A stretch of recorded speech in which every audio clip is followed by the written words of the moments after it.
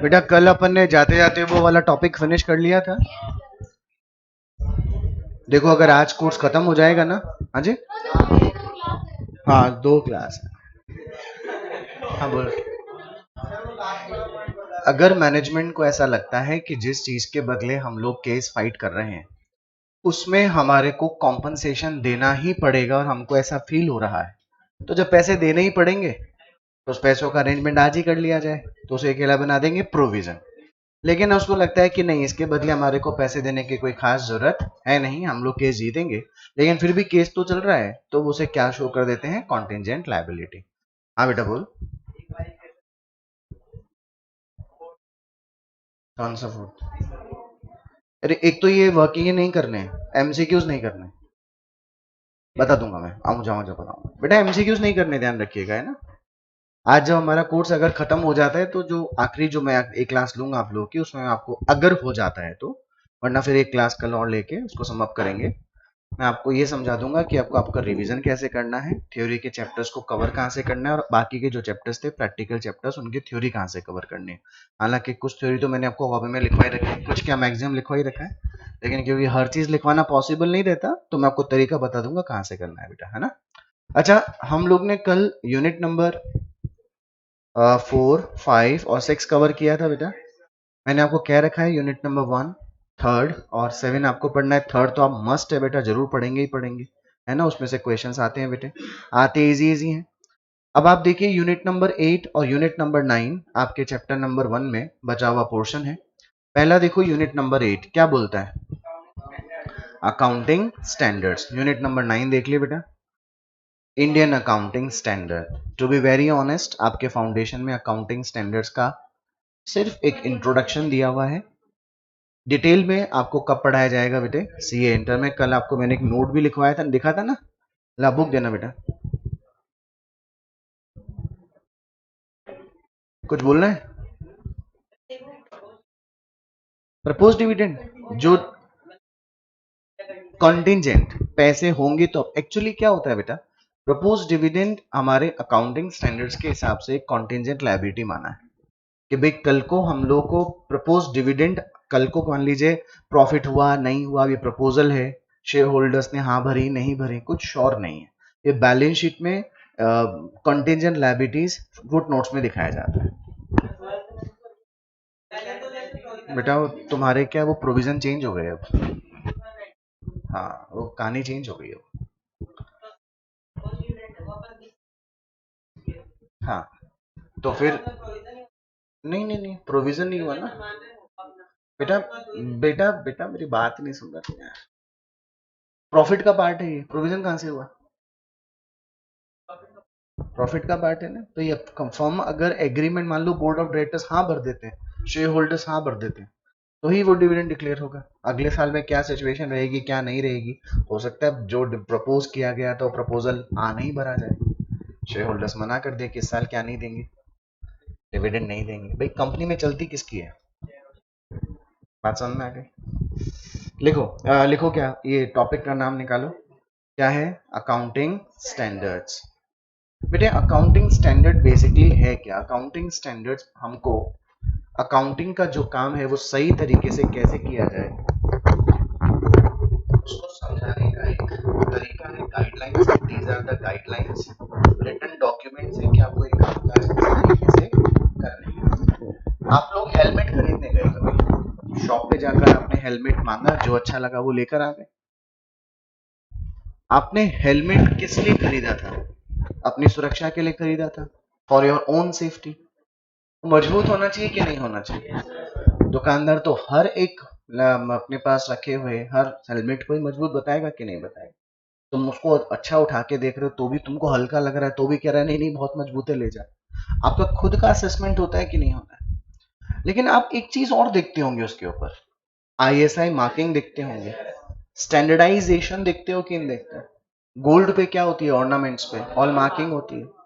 खाने पीने की चीजों में एग मार्क, फसई का सिग्नेचर मार्क देखा होगा आप लोगों ने। जब हम छोटी छोटी चीजों पे स्टैंडर्डाइजेशन की बातचीत पे विश्वास रखते हैं, बात करते हैं कि स्टैंडर्डाइजेशन है कि नहीं। आज अपन लोग घर में जो ये लगे होते हैं, क्या नाम है, स्विचेस लगे होते हैं, इनके ऊपर भी ऐसा ही का मार्किंग होना बहुत जरूरी है बेटा।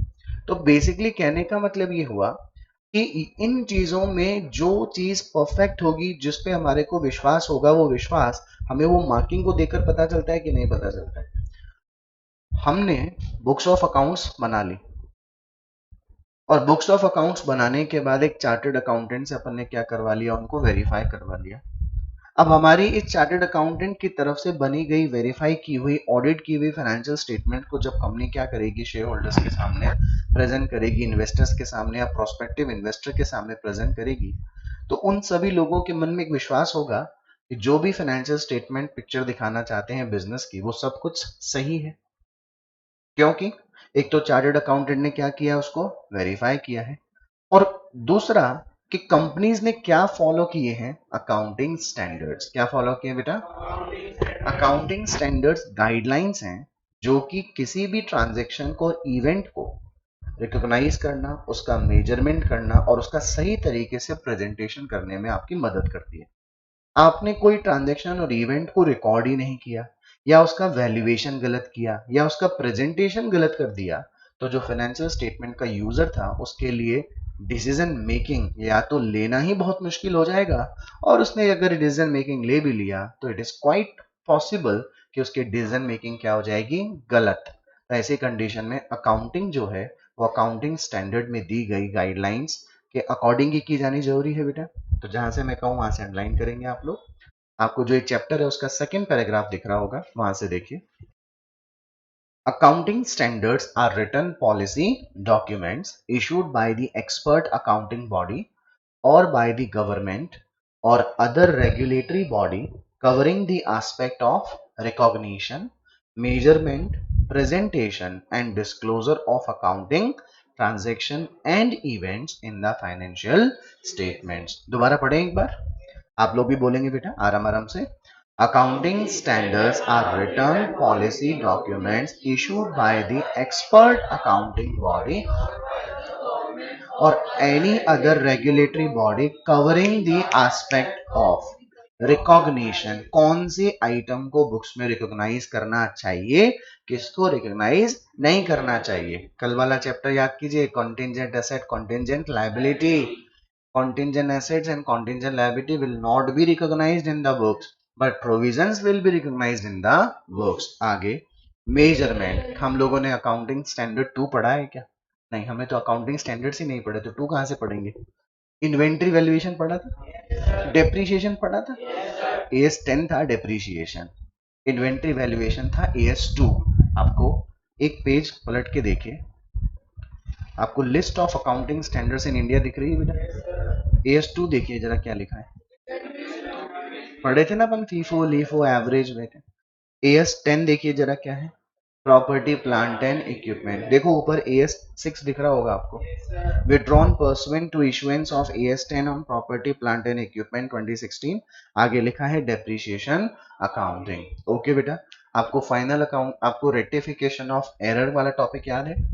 Before preparation of trial balance, after preparation but before final accounts, after preparation of final account. Remember profit and loss adjustment account बनाया था। AS5 देखिए जरा क्या लिखा है, नेट प्रॉफिट और loss for the period, prior period items and change in accounting policy. Prior period item, हम पिछले साल के एक्सपेंसेस और इनकम को इस साल में P&L एडजस्टमेंट के थ्रू एडजस्ट कर रहे थे कि नहीं कर रहे थे? आई आपको मेरी बात समझ? कल हमने एक चैप्टर जो पढ़ा था contingent asset, contingent liability. Next page पे देखिए अकाउंटिंग स्टैंडर्ड 29 दिख रहा होगा, नाम बोलो क्या है, provision, contingent liability and contingent asset. तो जो भी हम लोग बातचीत करते हैं, पढ़ाई जो करते हैं, वो किसके कॉन्टेक्स्ट में करते हैं, अकाउंटिंग स्टैंडर्ड्स। रिकॉग्निशन के आगे क्या बोला था बेटा, मेजरमेंट, मेजरमेंट के आगे क्या बोला है इसमें, presentation and disclosure of accounting transaction. एक बार वापस से उस लिस्ट पर आइए बेटा, AS3 दिख रहा होगा, कैश फ्लो स्टेटमेंट। अगर आपने 12th में पढ़ा होता कैश फ्लो स्टेटमेंट, तो एक स्टेटमेंट बनता है जिसमें कैश कहाँ पे आया था, कहाँ से गया, 3 एक्टिविटी में दिखाया जाता है, ऑपरेटिंग, इन्वेस्टिंग और फाइनेंसिंग। तो एक प्रॉपर स्टेटमेंट बनता है। AS3 आगे देखो ब्रैकेट में रिवाइज्ड भी लिखा होगा, तो जो भी प्रेजेंटेशन है, जो भी मेजरमेंट है, जो भी वैल्यूएशन है, जो भी डिस्क्लोजर्स हैं, वो सब आपको किसके दायरे में रह के करने होते हैं? Accounting standards. Am I clear बेटा? आगे लिखेंगे, आगे देखेंगे अपन लोग। नेक्स्ट जो आपको लास्ट लाइन को अंडरलाइन करना है, इसी पैराग्राफ की लास्ट लाइन, पैराग्राफ की लास्ट लाइन में क्या लिखा है? The accounting standards deal with the issues of. Accounting standard किन काम में डील करते हैं? नंबर 1 बोलिए।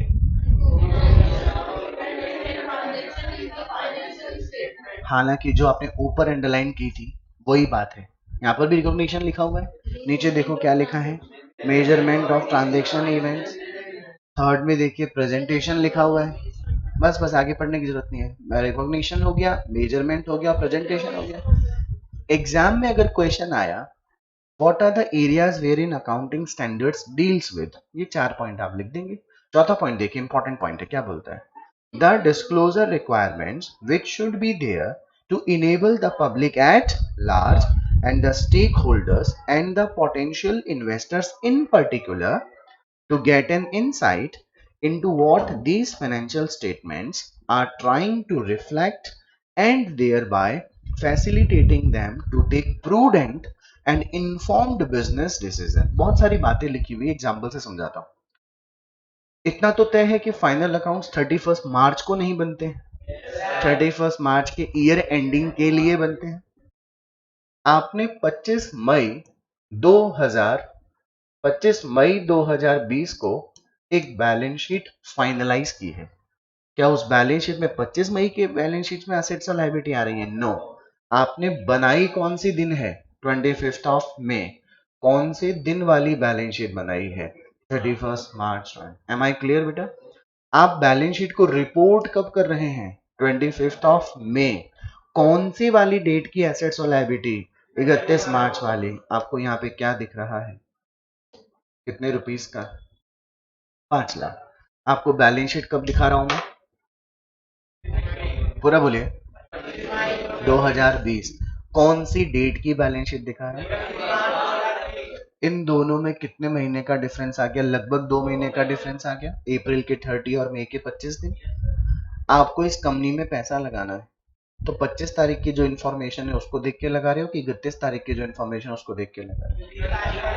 कितने दिन बाद लगा रहे हो? 55 दिन बाद लगा रहे हैं, 55 डेज बाद इन्वेस्टमेंट कर रहे हैं। कौन सी इंफॉर्मेशन को देखकर? 55 दिन पहले वाली इंफॉर्मेशन। देखो आपको स्टॉक कितने का दिख रहा है? तो आज 25 ऑफ मई के दिन आपके दिमाग में एक काम कर रहा है कि इस इंडस्ट्री के पास 5 लाख का स्टॉक है कि नहीं? और आप अपना पैसा लगा देते हैं। अंडरस्टूड? हुआ क्या? 25 मई और 31 मार्च के बीच में एक दिन ऐसी कोई भयंकर आग लगी कि गोडाउन में रखा हुआ 5 लाख रुपए का स्टॉक 90% जल के खराब हो गया। और अब वास्तव में स्टॉक की वैल्यू इंडस्ट्री के पास केवल कितने रुपए की ही है? क्या आग की लपटें वहां से तुम्हें दिखेंगी क्या जहां लगी थी? कौन बताएगा तुम्हें? कौन बताएगा तुम्हें? कोई नहीं बताएगा। कंपनी थोड़ी बताएगी कि देखो जी इन्वेस्टमेंट देखते टाइम 5 लाख थे हमारे पास, देख तुम रहे हो 5 लाख है नहीं हमारे पास तो वही कितने, केवल 50,000। कौन बताएगा तुम्हें? कंपनी बताएगी क्या? अकाउंटिंग स्टैंडर्ड जबरदस्ती कंपनी से बुलवाएगा कि जब तुम 25 मार्च को बैलेंस शीट प्रेजेंट करोगे तो बताओ कि तुम बैलेंस शीट जो देख रहे हो वो तो 31 तारीख की है, लेकिन उस तारीख से लेकर इस तारीख के बीच में ये इंपॉर्टेंट इवेंट्स घट चुके हैं। तो जब अपना डिसीजन मेकिंग करें तो बैलेंस शीट के साथ साथ इन इंपॉर्टेंट डिस्क्लोजर्स को भी ध्यान में रख के चलें। आई क्या बात समझ? तब तुमको पता चलेगा। अगर मैं तुमसे वो वाली बात छुपा लूं तो तुम बोलोगे यस, और तुम्हें वो आग वाली बात बता दो तो तुम बोलोगे नो। तुम्हारे को हेल्प मिली कि नहीं मिली? अब तुम वो लास्ट पैराग्राफ खुद ही पढ़ लो एक बार, तुम समझ जाओगे क्या बोलना चाह रहा हूं। The disclosure requirement. पढ़ो आगे।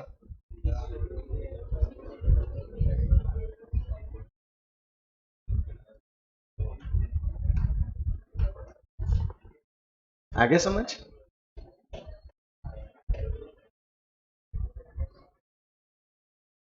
आया? समझ? लिस्ट पे चलिए, अकाउंटिंग स्टैंडर्ड की लिस्ट खोलिए। AS4 बोलिए क्या लिखा है?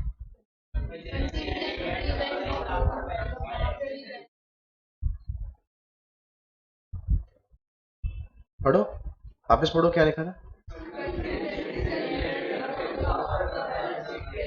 Events occurring after the balance sheet date, disclosure requirement। Accounting standard हमारी हर संभव मदद कर रहा है कि नहीं कर रहा है बेटा, बात समझ में आ गई।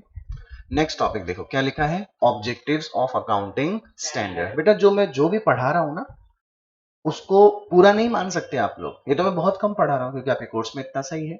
डिटेल में तो आप पूरे अकाउंटिंग स्टैंडर्ड्स पढ़ेंगे, AS4 क्या कहता है, 5 क्या कहता है, 2 क्या कहता है, 3 क्या कहता है, सब पढ़ेंगे आप लोग इंटर में, ठीक है।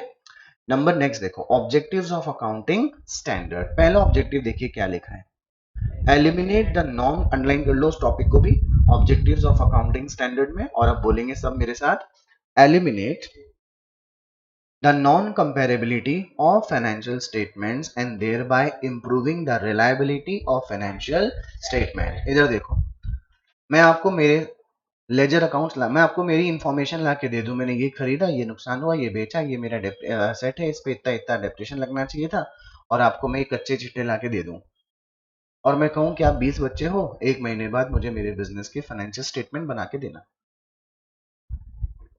कोई भी सिंगल रूल ही नहीं हो, कोई प्रिंसिपल ही नहीं हो, तो तुमने अपना दिमाग लगा लिया, तुमने अपना दिमाग लगा लिया, तुमने अपना, हम सब ने अपना अपना दिमाग लगा लिया, और तुमने 20 तरह के नेट प्रॉफिट मुझे लाके पकड़ा दिए। तो क्या आप जन कितने थे, 20, आपने फाइनल अकाउंट्स 20 जनों ने बनाए, तो 20 तरह का नेट प्रॉफिट आया कि नहीं आया। अब मैं एक बार आपको देखूंगा और इस प्रॉफिट को देखूंगा, और मुझे कुछ समझ में आएगा नहीं कि मैं किसको सही मानूं किसको गलत मानूं। लेकिन अगर तुम सभी लोग एक ही प्रिंसिपल, एक ही अकाउंटिंग स्टैंडर्ड के डिस्क्लोजर, मेजरमेंट के प्रिंसिपल्स, रूल्स फॉलो किए होते, केवल 19-20 का ही अंतर आता कि नहीं आता, अजम्पशन का ही अंतर आता, बाकी दोनों में तो मैं बहुत, बाकी जो मेरे सामने प्रॉफिट्स उसमें इजीली मैं कंपेयर कर सकता था कि नहीं कर सकता था। टेल मी यस और नो। पॉइंट नंबर फर्स्ट दोबारा पढ़िए, eliminate the non-comparability of financial statements and thereby improving the reliability of financial। मेरे बात समझ में आ गई क्या। मैं आपका नाम बोलो बेटे, नीरज। मैं आप सब लोगों से पूछता हूँ, नीरज कैसा लड़का है। उसने बोला बहुत अच्छा, इसने बोला बहुत ही अच्छा, इसने बोला बहुत ही गंदा, इसने बोला एकदम ही घटिया, बहुत ही परफेक्ट, दुनिया में इससे बढ़िया आदमी नहीं है, घटिया अच्छा खराब। अरे मैं किसकी बात पे विश्वास करूं, टेल मी यस और नो। आप सभी लोग कह रहे हैं बहुत अच्छा लड़का है, बहुत अच्छा लड़का है, बहुत अच्छा लड़का है, तो मैं, मेरी रिलायबिलिटी बढ़ जाएगी ना आप सब लोगों की बातों पे, क्योंकि आप सभी लोग एक ही चीज के बारे में बता रहे हो कि नहीं बता रहे हो, रिलायबिलिटी। आगे मेरी बात समझ। नेक्स्ट देखो बेटे, provide a set of standard accounting policies, valuation norms and disclosure requirement. इधर देखो, किसी कंपनी के साथ ऐसा हुआ तो उस कंपनी ने डिस्क्लोजर दे दिया, दूसरी कंपनी के साथ कोई ऐसा होगा तो आईसीआई क्या उस कंपनी को ढूंढने जाएगा, बता तेरे को आग लगी थी क्या, कंपनी बोलेगी नहीं हमारे तो नहीं लगी, फिर आईसीआई दूसरे के पास जाएगा, बता तेरे आग लगी थी क्या, बोला जी हमारे नहीं लगी, हाँ पड़ोस वाली कंपनी की लगी थी वहां चले जाओ। आईसीआई को नहीं करना ऐसा, उसने रूल बना दिया, ऐसा ऐसा हो जाएगा तो you will have to disclose, मैं नहीं ढूंढने आऊंगा, तुमको खुद को पता करना पड़ेगा, कुछ हुआ है तो हम डिस्क्लोजर दे दें। आ गई क्या बात समझ, तुम्हें ऐसा करना पड़ेगा। Am I clear. तुम अगर rectification of error after preparation of final account कर रहे हो, तुम कर रहे हो रेक्टिफिकेशन आफ्टर फाइनल अकाउंट, तो अरे तुम दोनों को ही क्या करना पड़ेगा, प्रॉफिट एंड लॉस एडजस्टमेंट, क्योंकि वो प्रोवाइड कर दिए हैं, सेट ऑफ रूल्स कर दिए हैं, नॉर्म्स कर दिए हैं, प्रिंसिपल्स बना दिए हैं। बात समझ में आ गई क्या। तुमको भी इन्वेंट्री का वैल्यूएशन करना है, तुमको भी इन्वेंट्री का वैल्यूएशन करना है, फी फॉर वेटेड एवरेज में से जो इच्छा हो कर लो, करना तुमको पड़ेगा ही पड़ेगा। टेल मी यस और नो। इससे हमारे को मदद मिल जाती है बेटा। नेक्स्ट देखिए, benefits and limitation of accounting standard. क्या बेनिफिट है और क्या लिमिटेशंस है। देखो बेटा, बेनिफिट तो लगभग वही थे जो अपन ने पढ़ा था अभी, जिसमें लिखा है number 1, standard reduce to a reasonable extent or eliminate altogether confusing variations in the accounting treatment used to prepare financial statement। Neeraj वाला एग्जांपल दिया था, समझ में आ गया था क्या, कंफ्यूजन ही नहीं है मुझे। आप सब लोग एक ही बात बोल रहे हैं कि नहीं बोल रहे हैं। There are certain area where important information not statutorily required to be disclosed। जैसे कंपनीज एक्ट में नहीं लिखा हो कि तुम्हें इस घटना को क्या करना था, डिस्क्लोज करना था, तो कंपनी, ये वाली कंपनी जो बैलेंस शीट बना रही है वो बच नहीं सकती ऐसा बोलकर कि हमने तो इसलिए डिस्क्लोज नहीं किया क्योंकि हमारे कंपनीज एक्ट में ये डिस्क्लोज करने के लिए बोला हुआ नहीं था। नहीं, किसने बोला था? अकाउंटिंग स्टैंडर्ड ने। पढ़ो वापस से। There are certain areas where important information are not statutorily required to be disclosed. कानून ने तो नहीं बोला, but standards may call for disclosure beyond that required by law. बेटे बात समझ में आ गई? क्या बेनिफिट है हमारे अकाउंटिंग स्टैंडर्ड का? समझ में आ रहा है बेटा? और नेक्स्ट क्या बोला है? The application of accounting standard would to a limited. आपने एक बात नोटिस करी, ऊपर में भी एक रीजनेबल एक्सटेंट लिखा हुआ था, नीचे भी थर्ड में भी क्या लिखा है? Limited extent. मतलब अभी मतलब समझा दूंगा जब मैं लिमिटेशन की बात करूंगा। थर्ड पॉइंट मेरे साथ पढ़ेंगे आराम से। The applicable application of accounting standard would to a limited extent facilitate comparison of financial statements of company situated in different part of the world and also of different companies situated in the same country. भाई accounting standards एक set है, rules हैं, तो सभी company को अपनाने पड़ेंगे साहब, तो आपका कंपैरिजन करना आसान हो जाएगा ना। लेकिन लिमिटेड एक्सटेंट क्यों बोला? कुछ विदेशी कंपनी, जैसे हमारी इंडियन कंपनी विदेश में आके काम कर रही है और कुछ विदेशी कंपनियां इंडिया में भी आके काम कर रही है, तो उन कंपनियों में हमारे देश का भी लॉ एप्लीकेबल हो रहा है और अन्य कंट्री का भी, तो कुछ वहां पे क्या आ सकते हैं? वेरिएशंस आ सकते हैं। लेकिन स्टैंडर्ड्स लिमिटेड एक्सटेंट तक जाकर क्या कर सकता है? कंपैरिजन करवाने में एलिमिनेशन ऑफ वेरिएशंस को दूर कर सकता है कि नहीं कर सकता है? It can provide in the help of elimination of the variations. Everybody clear? Now नीचे देखिए, however there are certain limitations of accounting standard. दो limitation बोली है। फर्स्ट बोलिए क्या है? difficulties in making choice between different treatments. अब देखो ऊपर क्या लिखा था, limited extent के लिए बोला था क्या बेटा?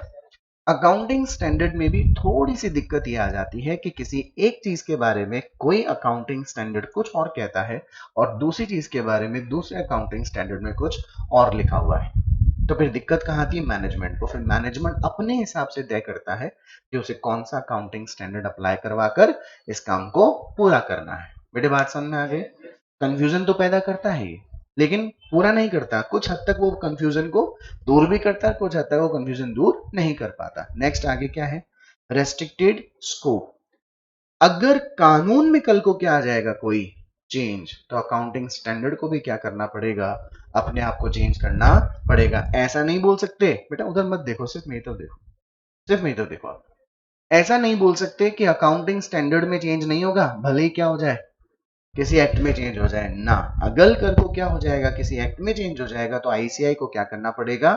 उसी चेंज्ड अकाउंट एक्ट को ध्यान में रखकर या तो पुराने वाले लॉ को चेंज कर अकाउंटिंग स्टैंडर्ड को रिवाइज करना पड़ेगा, या फिर कोई नया कानून आया है तो उस कानून को कॉन्टेक्स्ट को ध्यान में रखकर नया अकाउंटिंग स्टैंडर्ड रेज करना होगा। M I clear?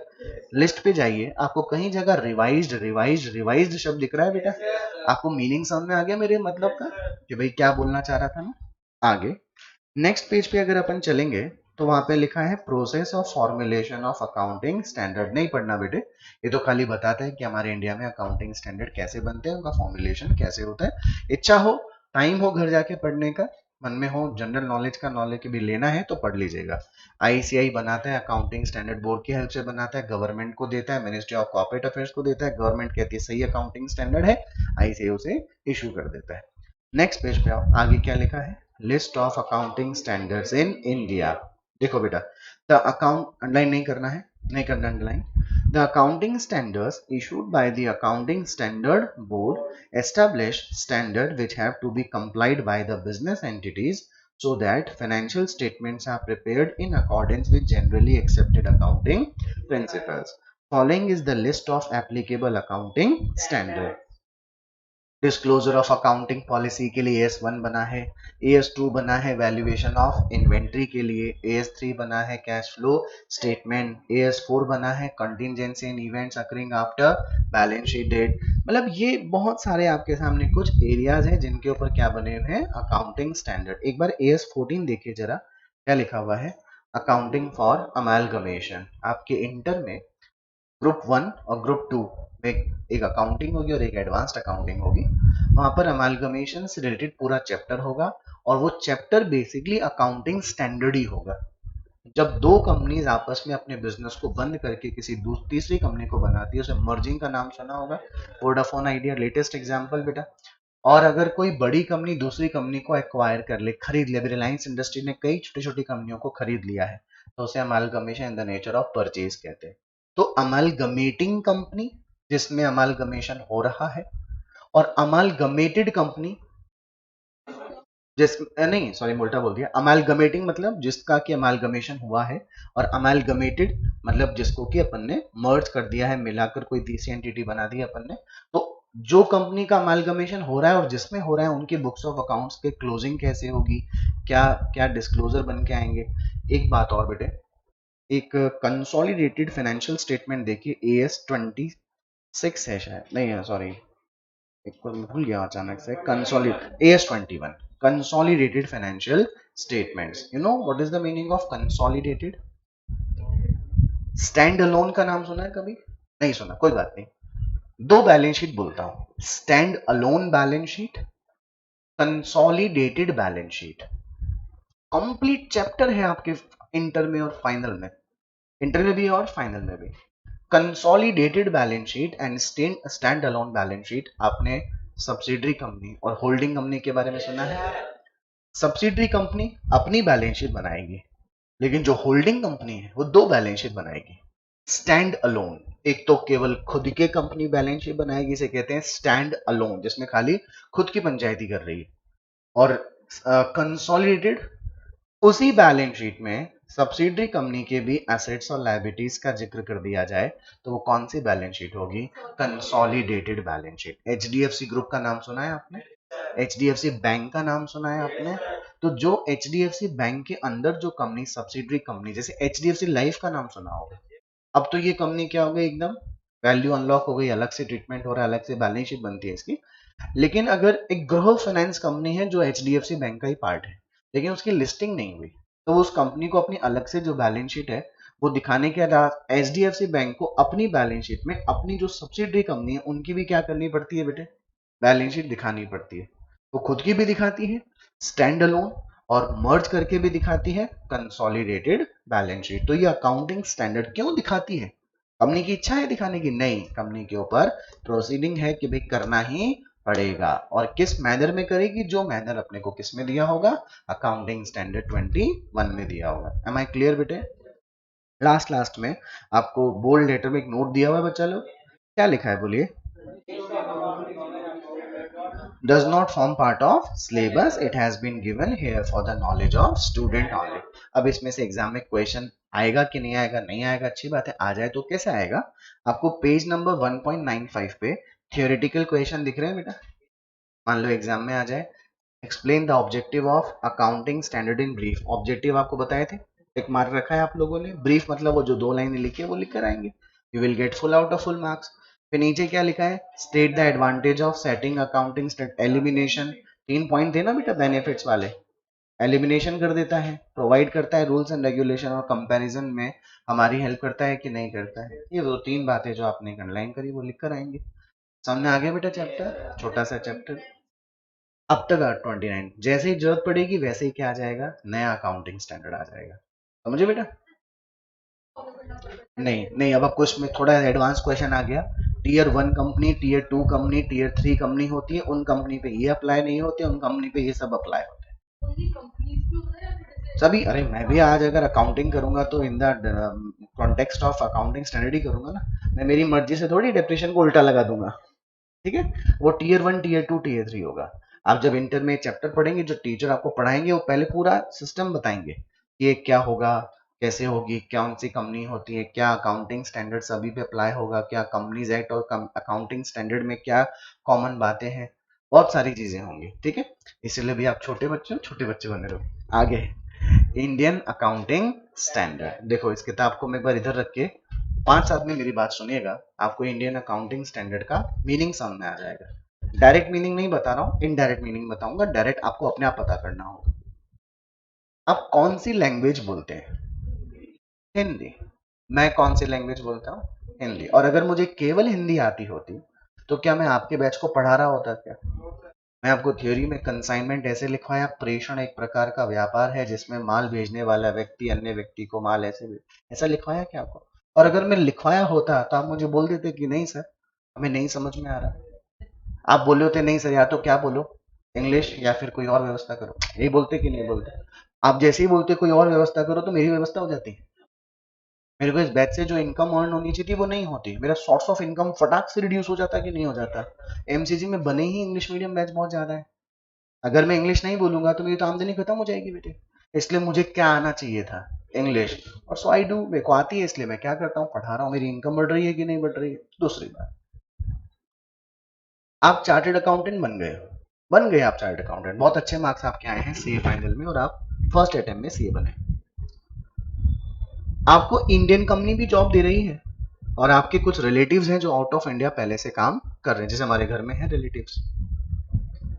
आप सीए बने, आपने बधाइयां के लिए सब लोगों को फोन कर दिया साहब मैं सीए बन गया, ऐसे ऐसे कर दिया। एक जन ने आपको बोला ठीक है सिंगापुर आ जा, तेरे को मैं यहाँ पे क्या करवा देता हूँ, बढ़िया पोस्ट पे काम दिलवा देता हूँ, मतलब नौकरी दिलवा देता हूँ। आप बहुत 2 मिनट तो बहुत खुशी हुई, I go to foreign country, I go to foreign country, we learn in dollars, we learn in their currency. तुरंत एहसास हुआ कहाँ से जाएंगे, इंग्लिश तो आती नहीं है। वो समझे मेरी बात? हमारे पास लेकिंग ऑफ कम्युनिकेशन हो गया कि नहीं हो गया? कल को मैं वहां चला जाऊंगा, वो मुझसे क्वेश्चन पूछेगा, आई विल नॉट अंडरस्टैंड, मैं उसे जवाब दूंगा, he will not understand. Understood?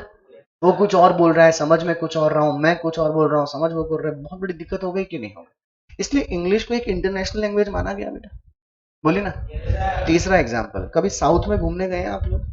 Any one of you कहाँ गया है? तमिलनाडु गया है? किधर घूमने गया था?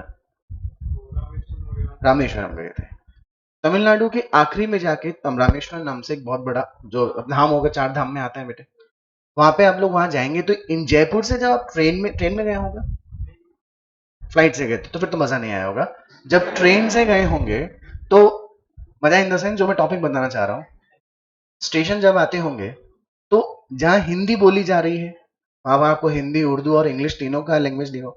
जैसे आप साउथ में एंट्री लेंगे, आप जैसे उड़ीसा में आएंगे, जैसे आंध्रा में आएंगे, जैसे तमिल में आएंगे, तो स्टेशन के नाम अगर वहां की लैंग्वेज में लिखे होंगे तो आप लोग थोड़ी, आपको दिक्कत होगी ना, पता था ये उतरना यहाँ था, आया सन में नहीं, अब ट्रेन जहां जाके रुकी वहीं रुकना पड़ रहा है, दिक्कत हो गई ना। इसलिए आपकी वो हर लैंग्वेज लिखी जाती है जो आप समझ सकते हैं, इंग्लिश लिखी जाती है, हिंदी लिखी जाती है, उर्दू लिखी जाती है, और वहां की जो रीजनल लैंग्वेज है वो लिखी जाती है। अंडरस्टूड ना? तीनों बातों से मैं आपको क्या समझाना चाह रहा हूं कि कोई ना कोई एक कॉमन कम्युनिकेशन का साधन होना जरूरी है जिसमें हम लोग वर्ल्ड वाइड अपने आप की बात को कम्युनिकेट कर सकें या दूसरे की कम्युनिकेशन को हम समझ सकें। टॉपिक का नाम बोलो क्या है? Indian accounting standard. हमारे देश में इंडियन कंपनीज के अलावा विदेशी कंपनियां भी काम कर रही हैं कि नहीं कर रही है, या दूसरे देशों में उन देशों की कंपनी के अलावा हमारी कंपनीज भी वहां काम कर रही है कि नहीं कर रही है? आप इंडिया के अकाउंटिंग स्टैंडर्ड पढ़े हो और आपको बाहर में अगर जॉब मिलेगी, आपको इंग्लिश तो आती है, सब कुछ आता है, you are very very super duper intelligent, but आपने अकाउंटिंग स्टैंडर्ड्स कहाँ के पढ़े? हमारे देश के, जो केवल इंडिया में ही एप्लीकेबल हो रहे हैं। अब आप कहीं बाहर जाएंगे, आप वहां के कंप्लायंसेस कर ही नहीं सकते क्योंकि आपको तो पढ़ा लिखा ही केवल किसका है? इंडिया का अकाउंटिंग स्टैंडर्ड। बड़ी दिक्कत हो गई कि नहीं हो गई? बोलिए ना बोलिए ना। विदेशी कंपनियां यहाँ पे आके कारोबार नहीं कर सकती क्योंकि उनको अकाउंटिंग स्टैंडर्ड कौन से थे? उनके देश के। यहाँ पे किसके लागू हो रहे हैं? तो या तो कंपनी यहाँ के चार्ट अकाउंटेंट अपॉइंट करे और यहाँ के अकाउंटिंग स्टैंडर्ड्स बनवाए, फाइनेंशियल स्टेटमेंट बनवाए वहां के वहां। इन नेस्ले कंपनी का नाम सुना है आपने? एक स्विस कंपनी है, स्विट्जरलैंड वाली कंपनी है, उसका रीजन वहां से है। ऑल ओवर वर्ल्ड काम करती है कि नहीं करती? समझ गए? ये कंपनी इंडिया में भी काम कर रही है, चाइना में भी काम कर रही है, श्रीलंका में भी काम कर रही है और अदर कंट्रीज में भी काम कर रही है। तो अलग अलग देश के अलग अलग क्या थे बेटे? अकाउंटिंग स्टैंडर्ड्स थे। काम एक ही है लेकिन 100 बार 1000 बार करना पड़ रहा है कि नहीं करना पड़ रहा है? ऐसी कंडीशन में क्यों ना ऐसे अकाउंटिंग स्टैंडर्ड्स अपना लिए जाएं जो ग्लोबली एक्सेप्टेड है। क्या कर ले बेटा? ग्लोबली एक्सेप्टेड है, इनसे कहते हैं इंटरनेशनल फाइनेंशियल रिपोर्टिंग स्टैंडर्ड्स। क्या बोलते हैं बेटे? IFRS। क्या बोलते हैं? जैसे AS accounting standard, international financial reporting standards are called IFRS। हमारे देश ने भी IFRS को ऑप्ट नहीं किया जबकि कन्वर्ज कर लिया। ऑप्टिंग का मतलब होता है तुम बोलो यार क्या है, यार सर मैंने ये नोट्स बनाया, मैंने कहा ला मुझे कॉपी दे दिया, मैं बच्चों को ये लिखवा दूंगा, मतलब मैंने कॉपी पेस्ट कर दिया कि नहीं कर दिया। यार तूने नोट्स बनाए, हाँ यार तूने नोट्स बनाए, हाँ तूने बनाए, हाँ ला तुम्हारी कॉपी दो, मैं मेरे नोट्स बनाऊंगा, जो भी अच्छी अच्छी कॉमन बातें होंगी वो सब लिख दी जाएंगी। मैंने किसी बात पे कम एक्सप्लेनेशन किया, तूने किसी बात पे अच्छा एक्सप्लेनेशन किया, तेरी वाली चीज मैं उठा लूंगा। किसी बात पे तूने कम एक्सप्लेनेशन किया, मैंने अच्छा किया है, तो उसको हटा के मैं मेरी चीज डाल दूंगा। और आप सबके लिए एक बहुत फर्स्ट क्लास नोट्स बनाए कि नहीं बनाए, बात समझ में आ गई? बोले ना। कहने का मतलब ये हुआ कि इंडिया ने आईएफआरएस को उठाकर ऐसा ऑप्ट नहीं कर लिया, उन अकाउंटिंग स्टैंडर्ड्स में जरूरत की बातें जो थी उनको उठाया, खुद के अकाउंटिंग स्टैंडर्ड को मर्ज किया, कन्वर्ट किया, और उन्होंने नाम दे दिया इंडियन अकाउंटिंग स्टैंडर्ड्स। क्या नाम दे दिया? वो इंडियन अकाउंटिंग स्टैंडर्ड हमारे देश की कंपनी भी लागू हो गए, और जो विदेशी कंपनियां भारत में कारोबार कर रही है उन पर भी लागू हो गया। टेल मी यस और नो। अब उन विदेशी कंपनी को इन वाले अकाउंटिंग स्टैंडर्ड को अपनाने में दिक्कत नहीं आ रही, क्योंकि ये अकाउंटिंग स्टैंडर्ड ग्लोबली अपनाए जा रहे हैं कि नहीं अपनाए जा रहे हैं। एम आई क्लियर बेटा? What is the need of Indian accounting standard? What is the need of international financial reporting standard? Hyundai का नाम सुना है आपने? ये इंडियन कंपनी थोड़ी है, साउथ कोरियन कंपनी है ना। एलजी का नाम सुना होगा, सैमसंग का नाम सुना है। सोचिए चीजें अपने इंडिया से गायब हो जाए, सोचिए अपन लोग परेशान हो जाएंगे कि नहीं हो जाएंगे? बोलो ना। इन लोग, जो लोग यहाँ पे इन कंपनीज में काम कर रहे हैं, उनका रोजगार छिन जाएगा कि नहीं छिन जाएगा? पक्का ना। और इनको रोजगार मिला कब होगा? जब ये कंपनियां भारत में काम करने आई होंगी, या भारत की कोई बढ़िया कंपनी विदेश में काम कर रही होंगी, तो वहां के लोगों को रोजगार मिला होगा। तो जब कोई कंपनी इनकम अर्न करने के लिए किसी दूसरे देश में जा रही है, तो उसको वहां पर जो पैसे कमाने की जो पॉसिबिलिटीज हैं वो बहुत ज्यादा दिख रही होंगी, तभी वहां पे आके धंधा कर रही है कि नहीं कर रही? अगर वो देश में ऐसे कानून बने हों जो उनको काम करने में क्या कर रहे हैं, दिक्कत पैदा कर रहे हैं, क्या वो कंपनी उन देश में काम करना पसंद करेगी? क्या तुरंत भाग जाएगी ना? भाग जाएगी तो यहाँ का रोजगार, यहाँ का डेवलपमेंट रुक जाएगा कि नहीं रुक जाएगा? बात समझ में आ गई? आपने ग्लोबलाइजेशन का नाम सुना है, लिबरलाइजेशन का नाम सुना है? हमारे देश में भी ग्लोबलाइजेशन को बढ़ाने के लिए, लिबरलाइजेशन को बढ़ाने के लिए हमारे भारत सरकार ने भी क्या कर लिया, international financial reporting standards plus accounting standards merge किए, इंडियन अकाउंटिंग स्टैंडर्ड्स बना दिए। आइए फ्रीली कारोबार कीजिए, फ्रीली फाइनेंशियल स्टेटमेंट बनाइए, एक ही काम को 10 बार करने की जरूरत नहीं है। Am I clear? अब ये है क्या, अब इसको थ्योरेटिकली अपन लोग पढ़ सकते हैं, समझ सकते हैं। बोलो बेटा। देखो, अब मैं जितना बोलूंगा ना उसे सिर्फ सुनना है, जहां मैं कहूं अंडरलाइन करो वहां अंडरलाइन करना है, ठीक है? Last decade has witnessed a sea change in global economic scenario. The emergence of transactional corporation in search of money, not only for fueling the growth, but to sustain ongoing activities, had necessitated raising of capital from all parts of the world, cutting across frontiers. Each country has its own set of rules and regulations for accounting and financial reporting. आपके CA final में accountancy subject का नाम क्या रहेगा? Financial reporting. CA final में जो accountancy का subject उसका नाम क्या है? फाइनेंशियल। फाउंडेशन में तो क्या है? Principle and practice of accounting. Inter में accounting and advanced accounting. Final में आप क्या बन जाओगे? सीए। तो आपका जो पेपर होगा ना अकाउंटेंसी का, वो आईसीआई ये मान के लेगी कि यू आर चार्टेड अकाउंटेंट। ये आपके सामने क्वेश्चंस हैं। फाइनेंशियल रिपोर्टिंग कीजिए कि सिचुएशन में अगर आप सीए बनने के बाद किसी कंपनी के इस वाली सिचुएशन को आप हैंडल करेंगे तो कैसे रिपोर्ट करोगे, बताओ देखिए हमें। इफ यू आर गेटिंग पास, आप सीए बन जाएंगे, आप फेल हो रहे हैं तो फिर आपको वापस आगे करना पड़ेगा। Understood everybody? आगे लिखा है therefore when an enterprise decides, आपको समझ में आ रहा है ना? When an enterprise decides to raise capital from the markets other than the country in which it is located, the rules and regulations of that other country will apply, and this in turn will require that enterprise is in a position to understand the difference between the rules governing financial reporting in the foreign country as compared to its own country of origin. हम जब सड़क पे चलते हैं तो अपने बाएं तरफ चलते हैं कि दाएं तरफ चलते हैं? क्या बोला तू बीच में?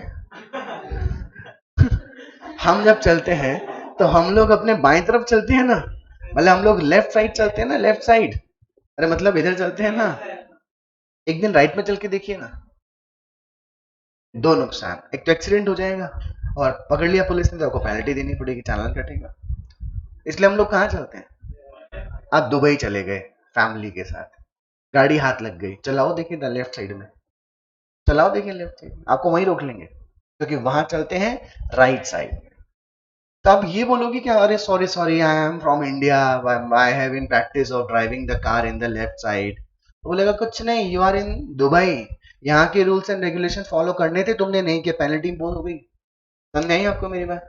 ऐसा बच नहीं सकते। क्या लिखा है देखो ध्यान से, उस कंपनी को डिफरेंस समझना पड़ेगा कि जो उसके देश पे लागू हो रही थी वो यहाँ पे लागू नहीं होगी, तो उसको एक ही काम को अपनी वाली कंट्री के रूल्स एंड रेगुलेशंस में भी दिखाना होगा, और जिस कंपनी वो काम कर रही है देश में वहां के भी रूल्स एंड रेगुलेशंस को फॉलो करते हुए फाइनेंशियल रिपोर्टिंग करनी होगी। सोचो काम एक ही था, दो बार करना पड़ा कि नहीं करना पड़ा। मान लीजिए आपकी क्लास में किसी को हिंदी नहीं आती, किसी को इंग्लिश नहीं आती, तो जिसको इंग्लिश नहीं आती उसे हिंदी में बोल के पढ़ाऊं, एक ही बात, और जिसको हिंदी नहीं आती उसको इंग्लिश में बोल के पढ़ाऊं, तो मेरा काम एक ही है, बर्डन दो बार हो गया कि नहीं हो गया? इंस्टीट्यूट से मैं डबल पैसे लूंगा कि नहीं लूंगा? बोलो ना यार, इंस्टीट्यूट को भी कॉस्ट बढ़ गया कि नहीं बढ़ गया? Am I clear? आगे देखो क्या बोलते हैं, Therefore, translation and reinstatements are of utmost importance in a world that is rapidly globalizing in all ways. In themselves also, the accounting standards and principles need to be robust so that larger society develops degree of confidence in the financial statements which are put forward by the organization. Am I clear बेटा? आगे चलिए। अब हाँ बोलो। Robust मतलब rapidly changing, बहुत important change हो रहा है। रोबस्ट मतलब खतरनाक चेंजेस हो रहे हैं। आज अपनी लाइफ में देखो ना आप लोग, कितने सारे चेंजेस आपको दिखाई दे रहे हैं। टेक्नोलॉजी चेंज हो गई, पहले आप बोर्ड पे पढ़ा करते थे, अब देखो सिस्टम चेंज आ गया कि नहीं आ गया, ऑनलाइन बच्चे घर बैठ के पढ़ रहे हैं। बहुत ज्यादा चेंज हो गए कि नहीं हो गए? आज अगर इंस्टीट्यूट ने व्यवस्था नहीं कर रखी होती तो यहाँ बैचेस बहुत कम बनते कि नहीं बनते? हमारे पास हमारे ओनर ने पहले से समझ लिया था कि भैया इंडस्ट्री क्या हो रही है, चेंज। यार 2020 मार्च 2020 में हम लोग यहाँ से, बच्चों के पेपर थे मार्च 2020 में, बीकॉम के पेपर थे, 14-15 तारीख की बात है, पता नहीं कब की, मुझे 10-12 तारीख की बात थी। मैं एक फाउंडेशन के बैच को पढ़ा रहा था, उनका पेपर था, इंस्टीट्यूट ने ऑफ डिक्लेयर कर दिया, 5 दिन की छुट्टियां थी। अरे छठे दिन तो इंस्टीट्यूट ही बंद हो गए थे, लॉकडाउन लग गया था 20 तारीख को तो भयंकर वाला, बोले ना। लेकिन हमने 2020 और 21 में उतने ही बैचेस पढ़ाए थे जितने हम लोग ऑफलाइन मार्केट में पढ़ा रहे थे। क्यों? हम लोग ऑनलाइन व्यवस्था करने में सबसे आगे हो गए थे कि नहीं हो गए थे? रोबस्ट, हम लोग समझ पा रहे हैं मार्केट को कि मार्केट किस जगह मूव कर रहा है, और अगर हम मार्केट को नहीं समझ पाएंगे हम फेलियर हो जाएंगे कि नहीं हो जाएंगे। अंडरस्टूड ना? आज मैं आके कहूँ यार ये कैसे पढ़ाते हैं, यार पता नहीं यार,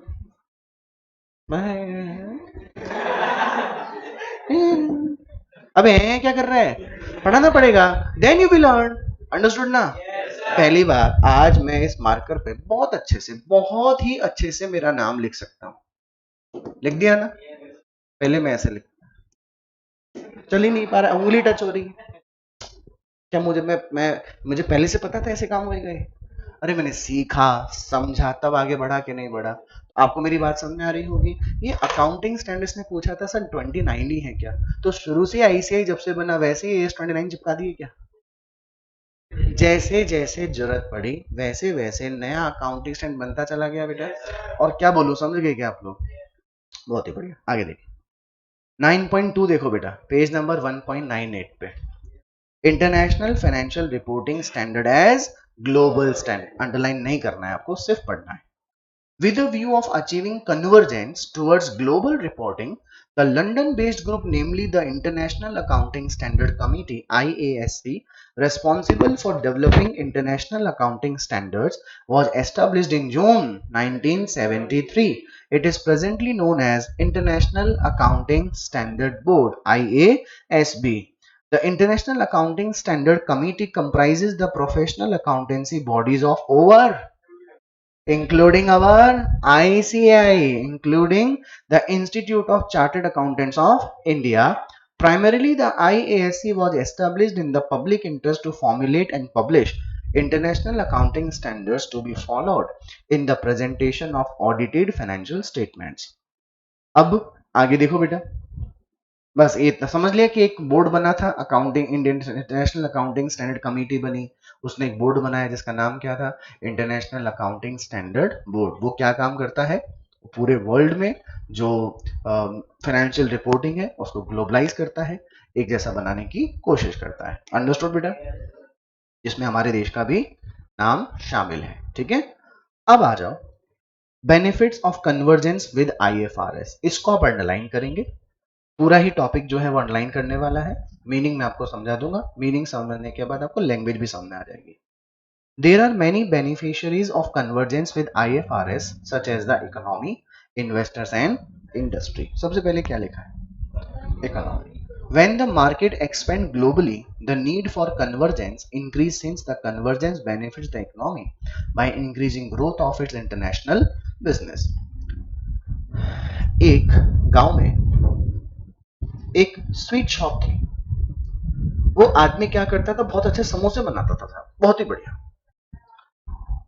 उस गांव में, उस कस्बे में 500 लोग रहा करते थे, और 500 के तो 500 रोज समोसे खाएंगे नहीं। मान लीजिए 20% लोग उसके रोज समोसे खाने आते थे। समोसा कितना बिकता था एक दिन का, 100 पर समोसे वो 5 रुपए कमाता था। कितना कमा रहा है, 500। ये उसकी मैक्सिमम अर्निंग है बेटा दिन की। लोग खाने ही कितने आ रहे हैं, लोगों को पकड़ पड़ के मुंह में घुसड़ेगा क्या उनके, खा और पैसे निकाल, ऐसा होगा क्या? मैक्सिमम कितना ही कमा पा रहा है। उसने सोचा अपना ये बिजनेस मैं पड़ोस के गांव में कर लेता हूँ। वहां 2000 लोग थे, 2000 लोग का 20% निकालो, 400 लोग, एक समोसे पे कितना कमा रहा, 400 पे कितना कमाया, कमाई बढ़ गई ना, संख्या बढ़ गई कि नहीं बढ़ गई?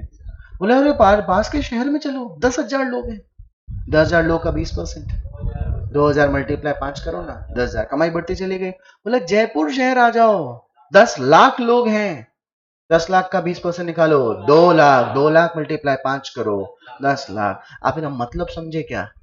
आप जिस देश में काम कर रहे हो वहां पे जितना कस्टमर आपको पकड़ना था वो तो पकड़ लिया आपने, आपको आपके उससे ज्यादा इनकम अर्न नहीं कर सकते। सैमसंग अगर साउथ कोरिया तक फिक्स रहता, वहीं वहीं तक लिमिटेड रहता, क्या वो इंडिया में अपने कदम पसार पाता? अरे इंडिया में इतनी जनता, हर जनता मोबाइल फोन यूज कर रही है, अगर उसका 1% भी अगर कौन सी कंपनी का यूज हो रहा है, सैमसंग, उसकी सेल्स बढ़ गई कि नहीं बढ़ गई? आपको मेरा मतलब समझ में आ गया? आप अगर ग्लोबलाइज कर रहे हैं तो आपके देश को भी हेल्प मिल रही है, और अदर कंपनीज जो यहाँ पे आके कारोबार कर रही है उनको भी अच्छा फायदा हो रहा है कि नहीं हो रहा है? इकोनॉमी को फायदा होता है, पूरे वर्ल्ड इकोनॉमी को फायदा होता है, क्योंकि हर लोगों का बिजनेस क्या हो रहा है, एक्सपेंड। क्या हो रहा है बेटा, एक्सपेंड। आगे बढ़िए, क्या लिखा है? ये समोसे वाला एग्जाम्पल एग्जाम में मत देके आना, ये सिर्फ मैंने समझाया था कि सेल्स कैसे बढ़ती है। It facilitates maintenance of orderly and efficient capital market and also help to increase the capital formation and thereby economic growth. It encourages international investing and thereby leads to more foreign capital flows to the country. Tesla का नाम सुना है आपने? India में नहीं थी, लेकिन अब इंडिया में आने की बातचीत हो रही है। क्यों? क्योंकि उसको इंडिया का मार्केट एक इमर्जिंग मार्केट दिख रहा है कि नहीं दिख रहा है। यहाँ पर लोग अब महंगी चीजें खरीदने में ज्यादा दिक्कत उनको नहीं हो रही। लोन फैसिलिटी अच्छी खासी, कार लीजिए, लोन चुकाइए, बात खत्म। बात समझ में आ रही है? अब जैसे ही वो कंपनी यहाँ पे आएगी और अपना शोरूम खोलेगी, तो एक शोरूम खुलेगा और अगर 100 लोगों को रोजगार मिलेगा, अरे उसका भी भला और हमारे देश का ही भला हो गया कि नहीं हो गया? आई बात समझ? आगे इन्वेस्टर्स। इन्वेस्टर्स देखिए, a strong case for convergence can be made from the viewpoint of the investor who wish to invest outside their own country. आपने एप्पल का नाम सुना? yes, sir. कौन सा Apple company? I wanted to be the shareholder of the Apple company, but I could not be. Why? हमारे देश में उसका शेयर लिस्टेड ही नहीं है। काश वो क्या होता, लिस्ट होता, और मैं उसका एक शेयर भी खरीदा होता तो ही मैं लखपति बन गया होता कि नहीं बन गया होता? टेस्ला, अमेजॉन, एक एक शेयर खरीद के लोग करोड़पति बने हैं इसके। अरे हाँ बने, अरे मान लो मेरी बात, बने हैं।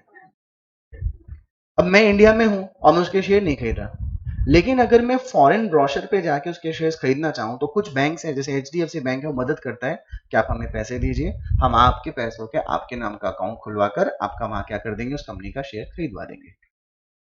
समझ आ रही है मेरी बात? लेकिन मैं उसके फाइनेंशियल, मैं इंडियन कंपनी के फाइनेंशियल स्टेटमेंट तो पढ़ रहा हूं, समझ रहा हूं, लेकिन उसके फाइनेंशियल से मैं समझ ही नहीं पा रहा कि उसने अपने एक नियम कायदे अपना रखे। लेकिन अब मैं समझ कर पाऊंगा जब उसने और मेरी इंडियन कंपनी ने दोनों ही एक कॉमन अकाउंटिंग स्टैंड फॉलो करके फाइनेंशियल स्टेटमेंट बनाने की कोशिश करी है कि नहीं कर रही है, तो मैं उस विदेशी कंपनी का भी शेयर खरीदने में टेंशन लेने की मुझे जरूरत नहीं है। आगे लिखा है financial statements prepared using बोलिए जरा financial statements prepared using a common set of accounting standard helps investor better understand investment opportunity as opposed to the financial statement prepared using a different set of accounting standard। आपको एक बहुत अच्छा example देता हूं, final example. Mobile phone खरीदा, box आता है mobile phone, एक डायरी आती है, पढ़ते नहीं है, कभी देखी तो होगी। इंग्लिश लैंग्वेज भी होती है, हिंदी भी होती है, जापानीज भी होती है, चाइनीज भी होती है, आपने देखा होगा। समझ गए ना? अरे तुमको जो समझना है वो समझ लो, सब कुछ लिखा हुआ उसके अंदर। बात समझ में आ गई? लेकिन अगर आपको एक ही बात अलग अलग भाषा में समझाई जाए तो आप कंफ्यूजन हो जाओगे कि नहीं हो जाओगे? बहुत भयंकर कंफ्यूज हो जाएगा आप लोग। इसलिए अगर एक भाषा ऐसी हो जाए जो कॉमनली क्या हो बेटे, एक्सेप्टेबल, इसलिए इंग्लिश को एक कॉमन लैंग्वेज मान लिया गया। आप किसी और भाषा में वो इंफॉर्मेशन दे रहे हैं कि दे रहे हैं, अगर आपने इंग्लिश में लिख दिया ऑल ओवर द वर्ल्ड, वो आपका प्रोडक्ट आसानी से बिक जाएगा कि नहीं बिक जाएगा? Am I clear? पक्की? आगे लास्ट पॉइंट में क्या लिखा हुआ था? The industry. इधर देखिए, मैं नहीं पढ़ाऊंगा, आप समझ जाना, घर जाके पढ़ लेना इंडस्ट्री का मतलब क्या है। एक मकान बना रहा हूं मैं, मुझे एक मकान बनाना है, मेरा बजट 1 करोड़ रुपए का है। तो वो 1 करोड़ रुपए का मकान बनेगा, तो वो 1 करोड़ मेरे पास रहेंगे या मकान बनाने में खर्च हो जाएंगे? तो मकान की दीवारों में लगेंगे 1 करोड़ रुपए, दीवारों में लगेंगे 1 करोड़ रुपए, दीवार पे चिपक गए 1 करोड़ रुपए, मेरे तो पास नहीं, दीवार पे लग गए, किसके पास जाएंगे? वो बनाने वाले मजदूरों की जेब में जाएंगे, सीमेंट बेचने वाली कंपनी के पास जाएगा, स्टील बेचने वाली कंपनी के पास जाएगा, आयरन बेचने वाली कंपनी के पास जाएगा, बजरी देने वाले डीलर के पास जाएगा, बजरी लाने या ले जाने वाले ट्रांसपोर्टर की जेब में पैसा आएगा। मतलब एक मकान जब बनता है तो उससे जुड़े हुए 100 तरह के रोजगार पैदा होते हैं कि नहीं पैदा होते हैं? कोई विदेशी कंपनी इंडिया में आके प्रोडक्ट बनाना चाहती है तो यहाँ फैक्ट्री एस्टेब्लिश करेगी कि नहीं करेगी? फैक्ट्री जैसे ही एस्टेब्लिश करेगी तो लोगों को रोजगार मिल गया बनाने के लिए। आपने फैक्ट्री तो बना ली, मशीनें आपने खरीद ली, मशीनों को चलाएगा कौन? वर्कर्स। जिस देश में चला रही है उस देश के वर्कर्स को रोजगार मिलेगा कि नहीं मिलेगा? उन लोगों की आमदनी बढ़ेगी, उन लोगों की आमदनी बढ़ेगी तो सरकार को इनकम टैक्स मिलेगा कि नहीं मिलेगा? और उन लोगों की छोड़ो, जो कंपनी प्रोडक्ट बेचेगी उन पे जीएसटी मिलेगा कि नहीं मिलेगा? कंपनी जो प्रॉफिट अर्न करेगी उस पर टैक्स मिलेगा कि नहीं मिलेगा? हर तरह के से ग्लोबलाइजेशन का फायदा ही फायदा है कि नहीं बेटा? बात समझ में आ गई आप लोगों को? This was the final topic. देखिए क्या लिखा हुआ था, द इंडस्ट्री लिखा हुआ है क्या? इसको पढ़ लेना, मैंने ये एग्जांपल जो दिया था वही इसके अंदर आ जाएगा। और अब फाइनली जो अपने से एग्जाम में पूछ सकता है वो ये है 9.4.2 पेज नंबर 1.100, वो है what are the Indian accounting standard. अब हम उस वाली बात पे आ गए कि इंडियन अकाउंटिंग स्टैंडर्ड है क्या? क्या याद है आपको? तुम्हारे नोट्स तुम्हारे और मेरे, मैंने तुम्हारे लिए अच्छे नोट्स बना दिए। पढ़ो क्या लिखा है, बोलेंगे मेरे साथ। Indian accounting standards are the international financial reporting standard, converged standards issued by the central government of India under the supervision and control of Accounting Standard Board of ICI and in consultation with National Advisory Committee on Accounting Standards, NACAS बोलते हैं इसलिए, National Advisory Committee on National Advisory Committee on Accounting Standards recommend these standards to the Ministry of Corporate Affairs. MCA has to spell out the accounting standard applicable for companies in India. कुछ समझ में आ गई मेरी बात? है क्या Indian accounting standard? ये वही इंटरनेशनल फाइनेंशियल रिपोर्टिंग स्टैंडर्ड है जो अदर कंट्रीज में अप्लाई हो रहे हैं, बस हमने उनको हमारे अकाउंटिंग स्टैंडर्ड के साथ कन्वर्ट करके नाम दे दिया Indian accounting standard. Right side में देखिए, आपको लिस्ट ऑफ इंड एएस दिख रहा है बेटा? इन मतलब इंडिया, एएस मतलब account. These are nothing but the converged international financial reporting standards. नीचे नीचे आपको लास्ट पेज, अगले पेज पर मोटे मोटे अक्षरों में क्या दिया हुआ है? The list of Indian accounting standard above does not form part of syllabus. It has been given here for the knowledge of students only. ये कहाँ पढ़ेंगे? इंटर में, और फाइनल में तो सब कुछ पढ़ डालेंगे. समझ गए बेटा? पक्का समझ गए? बस ये रहा आपका चैप्टर नंबर 1 इधर फिनिश हो गया. समझ में आया जो मैंने आपको पढ़ाया? पिछले 2 दिन से हम थ्योरी डिस्कस किए जा रहे हैं. बस अब इस कोर्स का आखिरी चैप्टर यूनिट नंबर 2 बहुत ही खतरनाक. पता नहीं आप कर पाओगे कि नहीं कर पाओगे. आपका अकाउंटिंग चैप्टर का जो 2 है उसका नाम है अकाउंटिंग प्रोसेस, जो कि 6 यूनिट में डिवाइडेड है. Journal, ledger, trial balance, subsidiary book, cash book and rectification of error. तो रेक्टिफिकेशन ऑफ एरर तो अपन ने कर लिया था. अब अपने को पढ़नी है journal, ledger, trial balance, subsidiary book and cash book. So are you ready to understand what is journal today? चलिए मजाक की बात कर रहा हूं. आती है ना जर्नल मेंटेन करना? लेकिन थोड़ा थोड़ा अपन लोग समझते हैं. What is actually journal? Journal का मतलब होता है initial recording, primary recording. Lucas Pacioli ने यह कहा कि अगर हम बिजनेस के ट्रांजैक्शंस और इवेंट्स को रिकॉर्ड करने लग जाएं, तो हम किसी भी टाइम के एंड के गैप में प्रॉफिट और लॉस सही से कैलकुलेट कर सकते हैं. तो अपने को उन सभी ट्रांजैक्शंस और इवेंट्स को क्या करना चाहिए? रिकॉर्ड करना चाहिए. तो बिजनेस के ट्रांजैक्शन और इवेंट को इनिशियल फॉर्म में रिकॉर्ड करना मतलब जर्नलाइज करना. मतलब क्या करना? जर्नलाइज. और जिस मैनर में उन्हें रिकॉर्ड किया जाता है उसे जर्नल एंट्री का नाम देते हैं. Why? What is called journal entry? बेटे बात समझ में आ गई? बिफोर फाइनलाइजिंग और before journalizing or making the journal entry, we should understand the nature of the accounts. Classification of account पढ़ा होगा आपने. पहला real account, personal account, nominal. सब कुछ याद आ जाएगा बेटा.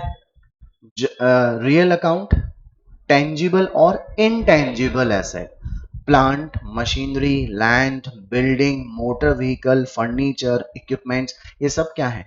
Tangible assets. लेकिन जितनी भी इंटेलेक्चुअल प्रॉपर्टीज हैं, राइट्स हैं, पेटेंट्स, कॉपीराइट्स, ट्रेडमार्क, मास्ट हेड्स, ये सब क्या है बेटे? Intangible property. तो ये क्या नाम दिया गया? Real accounts. अच्छा बोलो ना, कौन सा नाम? रियल अकाउंट बोलते हैं इनको. आगे what is the golden rule जो आप पढ़े थे? Debit what comes in, credit what goes out. Modern approach थी, एसेट का नेचर डेबिट होता है, उसे इंक्रीज करना है तो डेबिट करना है, डिक्रीज करना है तो क्रेडिट करना है. Next type of account is personal account. There are 3 types of personal account. If you remember, बोलिए. Natural personal account, artificial personal account, representative personal account. याद आ गया बेटा? Natural personal account मतलब आप, मैं, हम सब, ये सब तो कौन से हो गए? Natural person. Artificial person जिसका कि कंपनी हो गया और इंस्टीट्यूशंस. और representative person मतलब जो किसी पर्सन को रिप्रेजेंट करने का काम कर रहे हैं, they are called representative person. जैसे बेटे रिलायंस इंडस्ट्री की बात करें, सपोज 1 लाख कर्मचारी ऑल ओवर इंडिया उसकी कंपनी में काम कर रहे हैं. जनवरी की सैलरी का पेमेंट फरवरी में होगा, फरवरी का मार्च में. याद आया सेन गुप्ता एंड कंपनी वाला क्वेश्चन? इस साल की मार्च की सैलरी का पेमेंट जनवरी की 2 तारीख को हुआ, तो 31 मार्च, अप्रैल 2 तारीख को हुआ 31 मार्च का महीने का पेमेंट.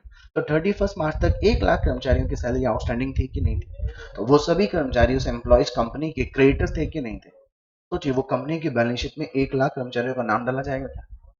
उन सभी कर्मचारियों का जो भी आउटस्टैंडिंग था उसे इकट्ठा करके एक लायबिलिटी का नाम दिया जाएगा आउटस्टैंडिंग सैलरी. तो that outstanding salary account is showing all those employees to home the salary is to be paid. Am I clear बेटा?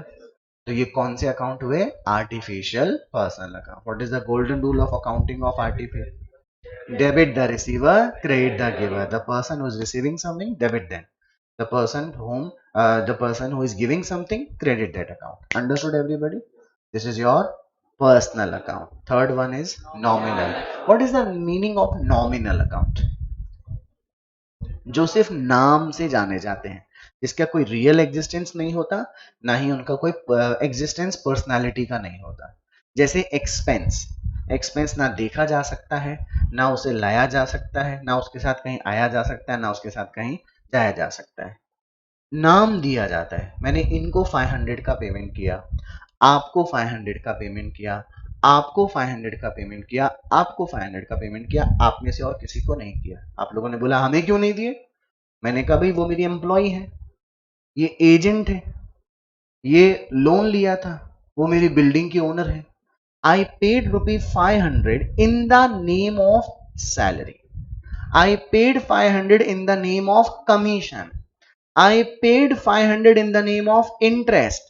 I paid 500 rupee in the name of rent. मैंने रोकड़ा तो 500 रुपए दिया था मैं, कैश कैश कैश तो create करूंगा, बस नाम दिखाना पड़ा in the name of salary, in the name of commission, in the name of interest, in the name of rent. तो ये सब nominal accounts हो गए कि नहीं? All the incomes and nominal accounts are covered in the category of nominal accounts. बेटा सही से बोलो, समझ में आया? ये तो पहले ही समझाएगा, आप लोगों को पता ही था पहले से। फंडामेंटल रूल क्या है इसका? Golden rule, debit all expenses and losses, credit all incomes and gains. Understood बेटा? जर्नल एंट्री किस मैनर में होती है? Chronological order. कौन से ऑर्डर में? Chronological order. Will you please tell me what is the meaning of chronological order? Sequence में। कैसे सीक्वेंस बताएं जरा, एग्जाम्पल दो, थोड़ा प्रैक्टिकल एग्जाम्पल दो। आज ही रिकॉर्डिंग होगी, फिर शाबाश। मैं किसी कंपनी में अकाउंटेंट हूँ, मेरे घर में कोई शादी है और मैं चला गया 5 दिन के लिए। तो मैं चला गया 5 दिन के लिए, तो दुकानदार बिजनेस बंद कर देगा क्या? बोले जी 5 दिन बाद ही बेचेंगे जो बेचेंगे, हमारे अकाउंटेंट साहब कहाँ गए हुए हैं शायद। वो दुकान चलाएगा कि नहीं चलाएगा? इनवॉइसेस आएंगे भी, इनवॉइसेस जाएंगे भी। मैं छठे दिन ऑफिस में आऊंगा तो मेरे सामने बहुत इनवॉइसेस होंगे कि नहीं होंगे? जो इनवॉइस पहले आएगा उसे ही उठा के टप टप टप टप एंट्री कर दूंगा क्या? पहले मुझे क्रोनोलॉजिकल ऑर्डर में उनको जमाना पड़ेगा। जैसे मैं 5 तारीख को छुट्टी पे गया, तो 5 तारीख के इनवॉइसेस जो थे वो सब मैंने एक जगह लिख लिए, 6 जगह थे वो लिख लिए, 7 के एक जगह थे वो, 8 के एक जगह, फिर 5 तारीख वालों को 5 तारीख की डेट में रिकॉर्ड कर रहा हूँ, 6 तारीख वालों को 6 तारीख में रिकॉर्ड कर रहा हूँ। Am I clear? पहले से पता था, बहुत अच्छी बात है। नहीं पता था तो क्लियर हो गया होगा बेटा? बोलो बोलो। yes, मेरी तरफ से यूनिट खत्म। आपको कुछ पूछना है? कोई एंट्री बनानी पूछनी हो, एंट्री बनानी नहीं आती हो, जर्नल आपने नहीं पढ़ी हो, तो बताऊंगा आपको जर्नल क्या होती है। Good sold for cash, entry होती है sales account debit to cash. क्या होती है फिर? मतलब you know how to pass the entries. Number unit second देखो क्या लिखा हुआ है, ledger. What is ledger? Ledger is the principal books of accounts. बेटा अभी टेंशन नहीं लेना, आगे जो 1 घंटे वाली क्लास होगी ना, मैं थ्योरी कहाँ से करनी है क्या नहीं के सब बता दूंगा आपको मैं, है ना? और एग्जाम में उन्हीं में से क्वेश्चन आए हैं और उन्हीं में से आएंगे, करके जाना बस याद उनको। लेजर क्या होती है बोलेंगे? Ledger is the principal books of account. Why ledger is called principal books of account? Because ledger facilitates in preparation of trial balance. ledger किससे ट्रायल बैलेंस किससे बनाई जाती है? लेजर। अगर लेज याद है rectification of error, rough copy, fair copy, ledger is the principal. If your ledger is correct, then I will assume everything is correct. But if your ledger is wrong, then everything will be wrong. Tell me yes or no. Ledger को principal book इसलिए भी कहते हैं because इसमें सभी accounts detail wise अपनी information provide करवाता है कि नहीं करवाता है, और इसलिए भी कहते हैं क्योंकि ट्रायल बैलेंस बनाने में मदद करती है। लेजर का अकाउंट फॉर्मेट बताया बेटा कैसे बनाते हैं? देखो देखो बेटा, एक ऐसे लाइन खींचते हैं, इधर डेट पर्टिकुलर अमाउंट, एक जेएफ कॉलम और भी आता है, डेट पर्टिकुलर अमाउंट।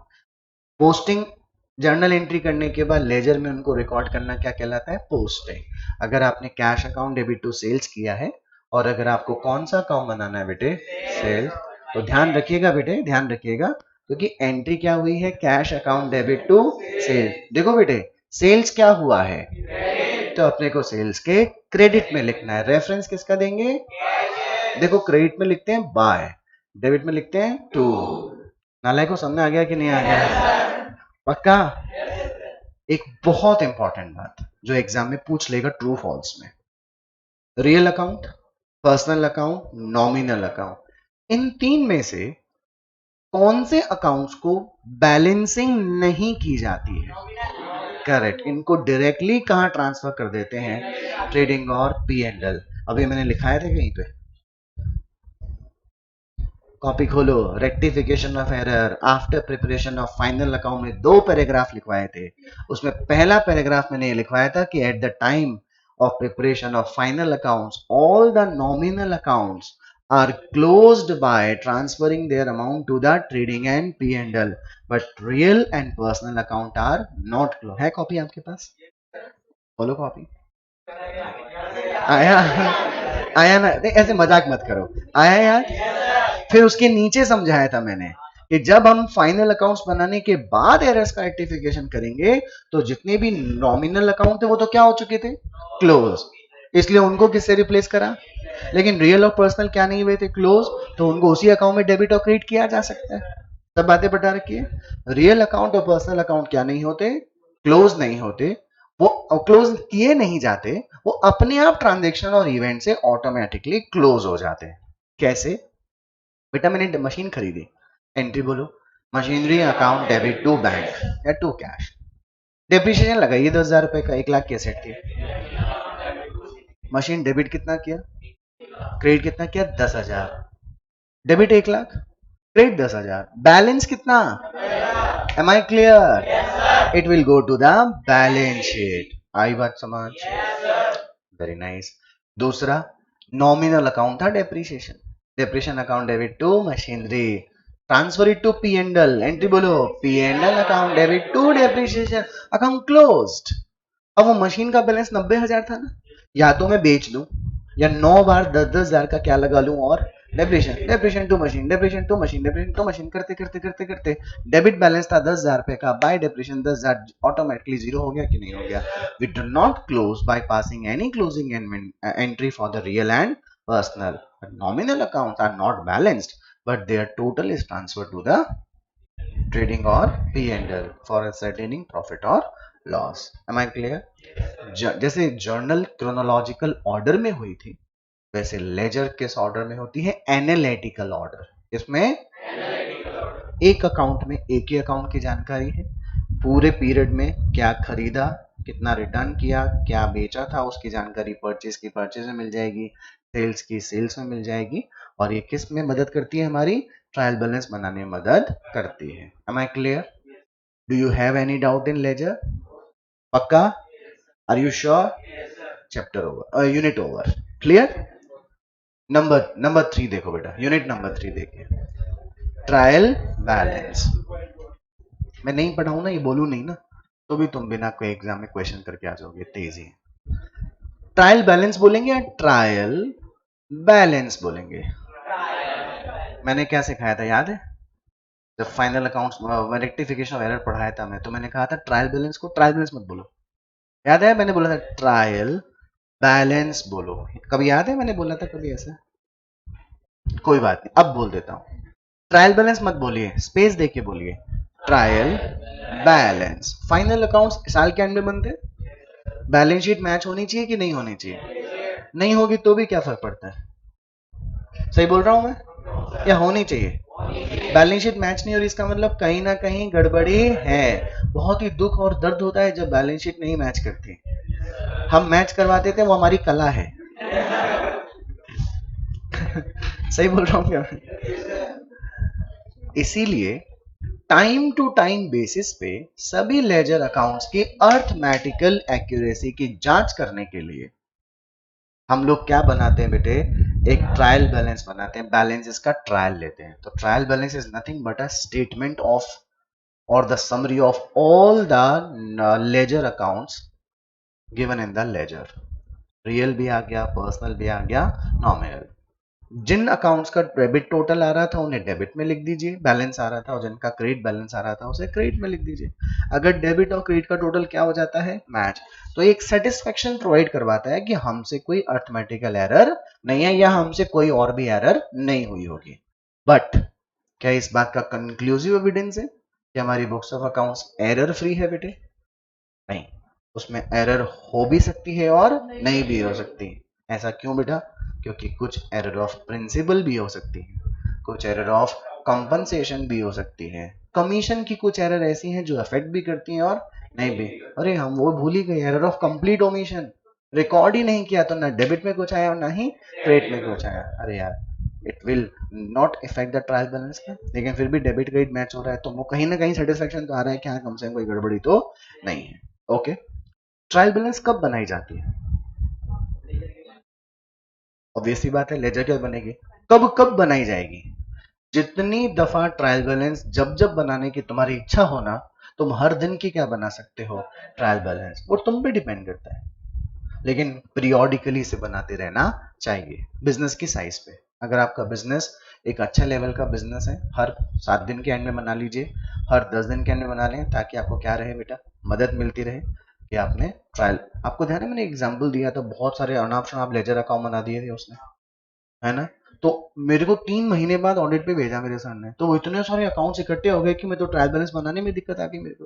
तो इसीलिए पहली बात तो मैंने समझा दिया था कि मेटेरियली क्या करना चाहिए, तुम्हें इतने अनाप शनाप अकाउंट नहीं खोलने चाहिए, और तुम्हें खुद को हमारा इंतजार करने के बजाय तुम्हें खुद, क्योंकि तुम अकाउंटेंट हो, तुम्हें खुद को भी जांच परखनी चाहिए कि तुमने जो अकाउंटिंग किया गलत तो नहीं करी। क्या करो भाई, क्या बना ले, ट्रायल बैलेंस बना ले, डेबिट के आइटम डेबिट में लिख दे, क्रेडिट के आइटम क्रेडिट में लिख दे, डिफरेंस आ रहा है हमें बता दे, हम सॉर्ट आउट कर देंगे तेरे डिफरेंस को। Am I clear?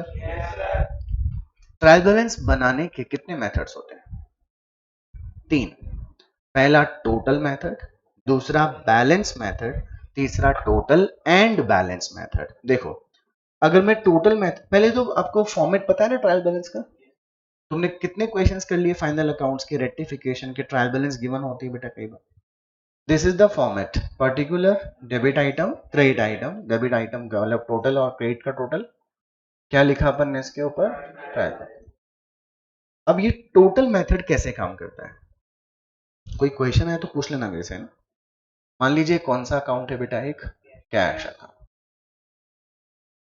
कैश के डेबिट साइड में बहुत सारे ट्रांजैक्शन से पैसा आया हुआ है और बहुत सारे ट्रांजैक्शन में पैसा खर्च हो रखा है। इसके डेबिट का टोटल कितना था, 2 लाख, और क्रेडिट का टोटल था 60,000, और बैलेंस सीडी कितना था, हो गया बेटा। टोटल मेथड में टोटल ऑफ डेबिट साइड लिख दिया, और क्रेडिट आइटम का टोटल कितना था, 60,000, ये लिख दिया। तो ये कौन सा मेथड हो गया, टोटल। ट्रायल बैलेंस में कैश अकाउंट के डेबिट का टोटल, आइटम्स का total, not balancing figure, items का टोटल कितना, 2 लाख, लिख दिया बेटा। आइटम्स का टोटल कितना, 60,000, ये आ गया था। कौन सा मेथड था ये, total method. Am I clear? दूसरा मेथड होता है बैलेंस मेथड, जिसमें हम लोग केवल और केवल जितने भी अकाउंट्स है उनका बैलेंस लिखते हैं। डेबिट का टोटल कितना, टोटल कितना, बैलेंस कितना, डेबिट ज्यादा क्रेडिट कम, तो बाय बैलेंस ईडी को टू बैलेंस बीडी लिखेंगे, यानी डेबिट बैलेंस था बेटा, हम लिख देंगे कौन सा अकाउंट, कहां लिखूं, डीआर में सीआर में, आर यू श्योर? ये आपका हो गया कौन सा method, balance. Usually this method is opted. और जब इन दोनों को क्या कर देंगे, कंबाइंड, 4 कॉलम बना दें, ये कौन सा मेथड हो गया, ये कौन सा हो गया, कौन सा अकाउंट, टोटल कितना, टोटल कितना, बैलेंस कितना, आई क्या आपको बात समझ? कौन सा मेथड था, total and, am I clear? कुछ पूछो आंसर दोगे? हाँ, एक्सपेंस डेबिट या क्रेडिट, तो जो भी एक्सपेंस होगा डेबिट में आएगा। इनकम डेबिट या क्रेडिट, जो भी इनकम होगी क्रेडिट में आएगी। प्रोविजंस डेबिट या क्रेडिट, क्रेडिट, पक्का? पक्का? ओपनिंग स्टॉक, क्लोजिंग स्टॉक को ट्रायल बैलेंस के नीचे लिखेंगे, ध्यान रखिएगा। क्लोजिंग स्टॉक को हम हमेशा क्या लिखेंगे, ट्रायल बैलेंस के नीचे। अंडरस्टूड? एसेट, लायबिलिटी, पक्का? Commission, commission debit, commission received, discount, discount allowed, discount receive, समझ गए? पक्का? Wages and salary, salary and wages, हाँ, दोनों एक्सपेंस है कि नहीं? अंडरस्टूड? पक्का? कुछ पूछना है, बोलो।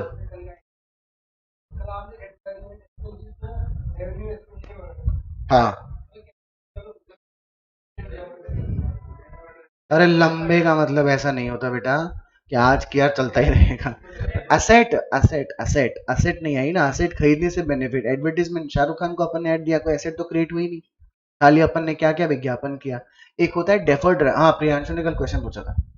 डेफर्ड रेवेन्यू एक्सपेंस भी का मतलब होता है कि कोई ऐसा एक्सपेंस जिसको अपन भारी भरकम खर्चा एक साल में कर देते हैं और अपने को लगता है कि इससे मिलने वाला बेनिफिट इसी साल नहीं अगले साल भी मिलता रहेगा, तो उसको डेफर्ड कर दिया जाता है। मतलब जैसे मान लो आपने कोई 10-15 लाख का खर्चा आप सालाना करते रहते हैं, तो ये तो कौन सा हो गया, रेवेन्यू एक्सपेंस।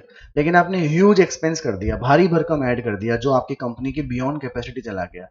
अब आपकी ये कंपनी का ये खर्चा जो है एडवर्टीजमेंट को, आपको इसी एडवर्टीजमेंट का बेनिफिट आपको इस साल में मिलेगा, 2 में मिलेगा, 3 में मिलेगा, और आपको लगता है तीसरे में नहीं मिलेगा, तो अब 2 साल में क्या कर दो उसे, पी&एल से राइट ऑफ। कोई असेट क्रिएट नहीं हुई बेटा।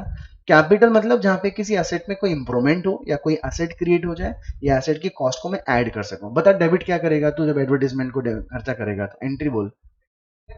जब एडवर्टीजमेंट करेगा तो तू क्या एंट्री करेगा, तू कैश करेगा पहले, है ना। तो ना लैंड डेबिट करा ना मशीन डेबिट करा, तो कैपिटलाइज कहां से हो गया। आ गई बात समझ, क्लियर है। ट्रायल बैलेंस में कुछ पूछना है किसी को, पक्का। बेटा फिर अपने को परचेज को एडजस्ट करके दिखाना पड़ेगा। नहीं वो डिफरेंस नहीं, वो तो सस्पेंस में जाता है। ट्रायल बैलेंस का डिफरेंस तो जाता ही कहाँ है, सस्पेंस में। बेटा अभी भी डाउट है किधर मन में, क्लियर हो गया ना पक्का। एसेट नहीं क्रिएट हो रही ना, भारी भरकम खर्चा कर दिया तो एक साल के पेंडल की बजाय दूसरे साल से कर दे, तीसरे साल से कर दे, लेकिन कोई एसेट नहीं क्रिएट हो रही। यूनिट नंबर 3 खत्म बेटा। आगे आने वाला जो लेक्चर रहेगा कितना, 1:15 से लेकर 2 है ना, उसमें आपको 2 यूनिट डिस्कस करेंगे।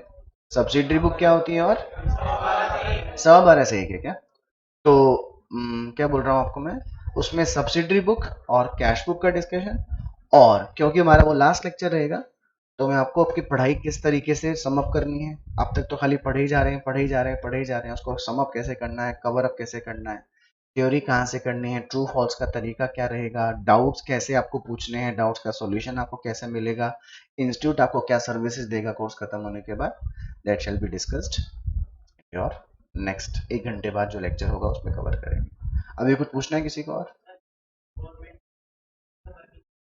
रेवेन्यू रिसिप्ट, लेकिन अगर किसी कैपिटल एसेट के लिए मिली तो उसे कैपिटल रिसिप्ट, वही डोनेशन वाला एग्जांपल, एनपीओ वाला। अगर नॉर्म पढ़ा था ना थर्ड प्रैक्टिकल क्वेश्चन में, donation for meeting revenue expenses income मानी थी, डोनेशन फॉर टूर्नामेंट मिला था कैपिटल माना था, है ना, लायबिलिटी में शो किया था। चलो जी, ये बुक किसकी, मिलते हैं कितने बजे, 12:15। क्या हुआ, बोल, क्यों बेटा, फिर 1 बजे वो संडे का नहीं, 12:15 बोल रहा हूँ, 12:15, हाँ 12:15 पे